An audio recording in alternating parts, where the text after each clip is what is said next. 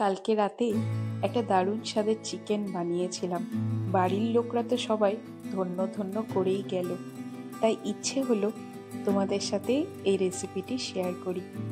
নমস্কার, রান্নার নতুন রসায়নে আজ বানাবো আচারি চিকেন। একদম নতুন এই রেসিপি, আর এতটুকু বলতে পারি খেয়েও খুব ভালো লাগবে। আচারি চিকেনের জন্য লাগছে চিকেন। এখানে 600 গ্রাম চিকেন নিয়েছি।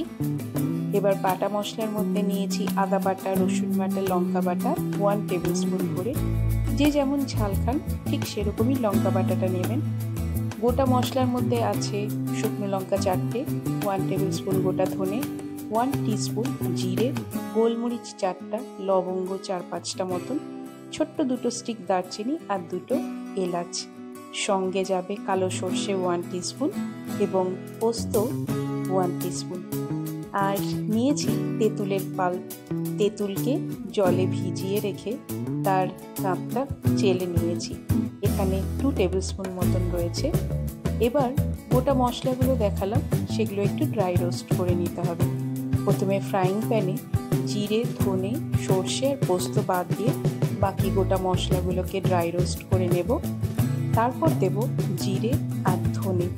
সবশেষে গ্যাস বন্ধ করে দেব হচ্ছে সর্ষে আর পোস্ত। ড্রাই রোস্ট হওয়ার পর মশলাগুলো ঠান্ডা হলে মিক্সিতে গুঁড়ো করে নেব। এই গুঁড়ো মশলাটা আপনি চাইলে এয়ারটাইট বক্সে করে রেখে দিতে পারেন অনেক দিনের জন্য।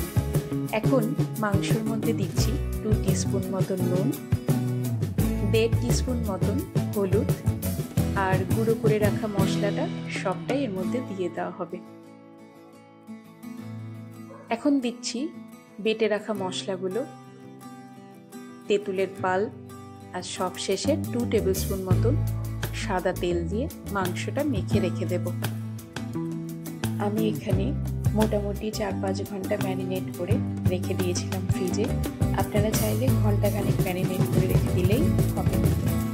এই কাজটা করতে করতে একটা কথা বলিনি যে আমার চ্যানেলে দেখানো রান্নাগুলো আপনাদের কেমন লাগছে তা কিন্তু কমেন্ট করে জানাবেন। এখন এখানে 4টে মাঝারি সাইজের পেঁয়াজকে মিহি করে কুচি করা আছে। এবার একটি কড়াইয়ে 3 চামচ মতন তেল দেওয়া হয়েছে। তেল গরম হলে এর মধ্যে পেঁয়াজটা দিয়ে ভাজতে হবে। পেঁয়াজকে একদম মিডিয়াম আঁচে ভাজবেন, তাহলে সমানভাবে ভাজা হবে। দেখুন হালকা বাদামি রঙের ভাজা হয়েছে। এখন এর মধ্যে দিয়ে দিলাম ম্যারিনেটেড করা চিকেনটা। ব্যাস, এখন খালি কষানো কাজ। এই কষাতে কষাতে একটা কথা বলিনি, আমার ছোট্ট চ্যানেলটিকে লাইক, শেয়ার এবং সাবস্ক্রাইব করে পাশে থাকবেন। আপনাদের একটা লাইক, সাবস্ক্রাইব বা শেয়ার আমার কাছে ভীষণ গুরুত্ব রাখে। দেখুন মশলা থেকে কি সুন্দর তেল বেরিয়েছে। এখন এর মধ্যে দিলাম 1/3 টিস্পুন গুড়, কারণ টক পড়েছে, ঝাল পড়েছে।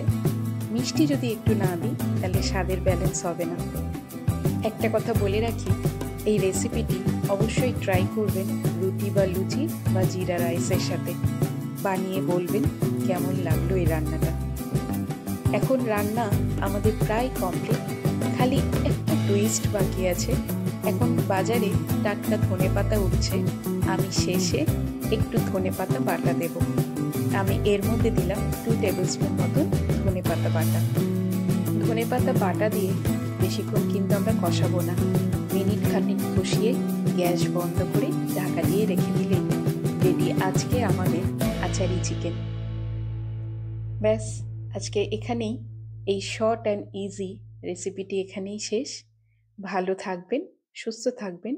ধন্যবাদ।